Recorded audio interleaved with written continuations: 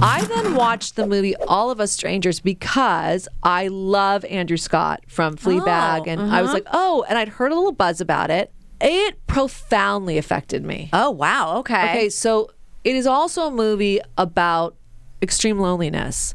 And it's also a romantic fantasy and a very unorthodox ghost story. Oh, okay. So it's really about the writer, Andrew Scott, living in, it looks like London.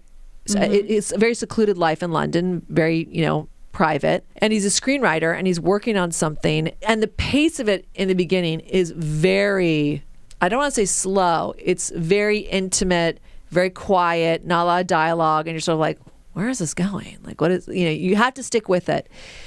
He meets one of his neighbors in this large, building and turns down having a drink with him that night. So, okay.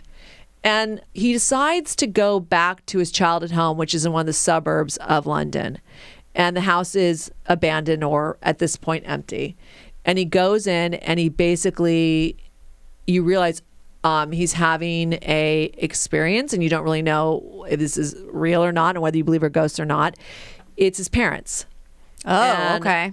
They are of the age, and the parents are played by Jamie Bell and Claire Foy. So fabulous. And they are of an age, it looks almost the same as him. So immediately you are like, what's happening? Askew here? And it's him going back because as a 12-year-old boy, they were killed in a car accident. Oh. So we assume the screenplay he's writing is about them or their unfinished issues. Of course, how could there not be? And it's so... like all of us in this room have had premature deaths in our lives of really important people in our lives. It really hits you of just like, how would you handle something like this? Even if it was just in your brain, but it was so real to you that you were interacting with your parents in real time and asking questions. And they're like, we missed you. Like, what are you up to now? Like, it's so touching. So he has this really beautiful interaction with them, but by no means do you feel like it's done. And he goes back to his apartment at that point, and this time when he sees the neighbor, Harry, played by Paul Mescal, they're both British actors, he let's have a drink together, because he's just had this, like I said, this unique experience that he's sort of like, he doesn't really tell him anything about it. And they start a love affair at this point, that it's the parallel storyline. And if you're homophobic, maybe this movie's not for you, and F you, but it's like, that's the love story throughout it, right? And throughout this, he continues to go back to the home and have one interaction just with his mom, where he does tell her that he's gay. And she isn't immediately accepting because of the era that she died in. She's like, people are so mean to you. Is this accepted now? She has a harder hurdle to kind of overcome and accept. And so that was a very challenging conversation with just her. And then he goes back, to his apartment, and the love story with Harry is developing, and he's kind of coming out of his shell, and they're going to clubs together and partying and having these great experiences together. Then he goes back and it's just his father, and the father experience is more accepting because he's like, I knew. Oh. And then he's like, well, if you knew I was being so bullied as a child, why didn't you help me? So there's forgiveness for both parents for their shortcomings, because as you grow as an adult, you realize if you do the work, like no parent is perfect. They inevitably, quote unquote, fail you, but that is life because they're human and flawed. And therefore, can you come to a place of forgiveness and just move on from it because that's who they are? It's impossible to be a perfect parent.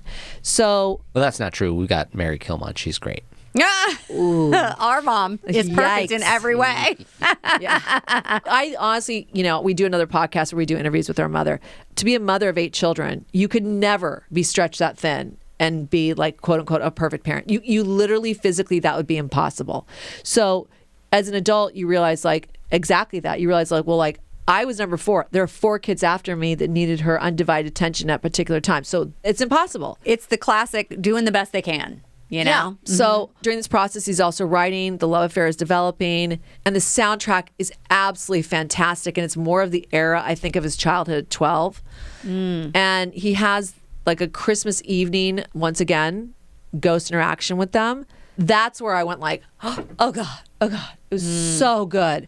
And it was so touching, and it was just it was all the things you'd want it to be. And like I said, he's a grown male, like basically looking equivalent to their age, and how they're interacting with them is like, your child's always your child. Yeah. And as a mom, that really started to resonate with me. Like, oh, you always will look at them in some ways and see the small child in them. Oh, yeah. So he goes back and he wants his now lover to like, I want you to meet them. And that is I don't want to do a spoiler alert. There's a very interesting development that comes with that. And it's well worth watching. Yeah, leave it there because I will. am so intrigued. I will leave it there. But it also sounds like be in the right mood and ready for that. So I'm glad to have the warning that's and just what watch it it all the way through. It, like I said, it profoundly affected me because it's the story of isolation, loneliness, grief. Yeah. And those unchecked conversations and, wanting to be seen, wanting to be known. Beautifully acted. It was directed by Andrew Haigh and written by him as well. It's based off a book called Strangers by Taichi Yamada. I really highly recommend it. It won or was nominated for several BAFTAs and a National Board of Review as well, of the top 10 independent films of 2023. I really don't know why it got no love or recognition, maybe because it was a small independent film and to do that Oscar push just was more difficult.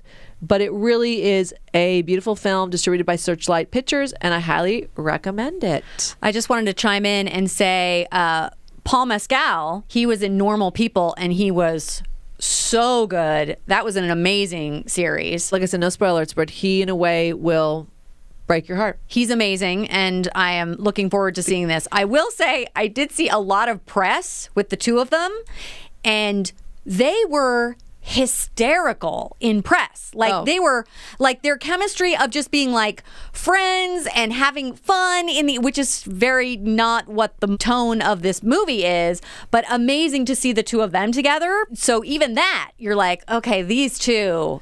It's an excellent, very small, tight cast. I mean, everybody sort of brought their subtlety A game is the best way to put it. Yeah. Okay, well, I definitely am putting it on my watch list.